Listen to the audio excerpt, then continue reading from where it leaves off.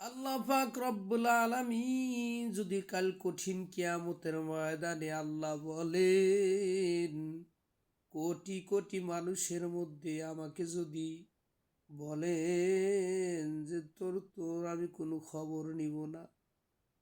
আমরা তো কোটি কোটি মানুষ, আমার ভয় হয় দুনিয়ায় যেমন খড়কুটা ভাসিয়া ভাসিয়া চলে যায়,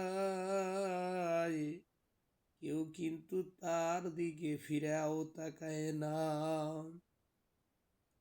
আমি আপনি যেদিন কবরে চলে যাব, এই দুনিয়ায় কোটি কোটি মানুষ রয়েছে। এই কোটি কোটি মানুষের মধ্যে যদি আল্লাহ পাক আমার মতো নাফরমান, আমার মতো বৎকারের দিকে ফিরা না তাকায়, বলেন আপনার আমার কি উপায় হবে? বাঁচার উপায় নাই। কোটি কোটি মানুষের মধ্যে আমরা কি জাহান্নামী হয়ে যাব?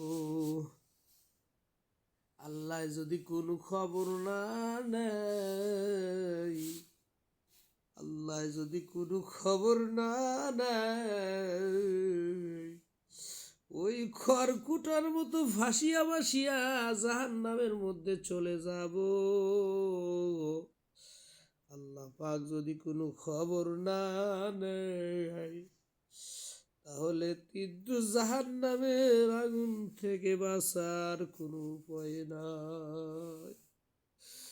কবরে যারা গেছে তারাই বুঝতেছে, যারা আমরা মরি নাই তারা বুঝতেছি না। আমার আপনার আর হায়াতের কয়দিন বাকি আছে। আমি আপনি একদিন এই দুনিয়ার জীবন থেকে চলে যাব। আজকে যেই দুনিয়াকে ভালোবাসতেছি,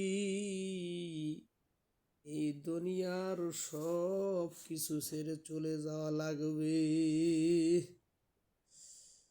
দুনিয়ার মোহাব্বত বাদ দাও রে ভান্দা, ও যুবকের দল, দুইটা পাও আগায় দাও। আমি তোমাদের পায়ে ধরে বলি, তোমরা নামাজ বাদ দিও না, আল্লাহর হুকুম বাদ দিও না। ও মা, দুনিয়া কিছুই না, পর্দা করা বাদ দিও না। সকালবেলা দৈনন্দিন কোরআন শরীফের তেলাওয়াত বাদ দিও না।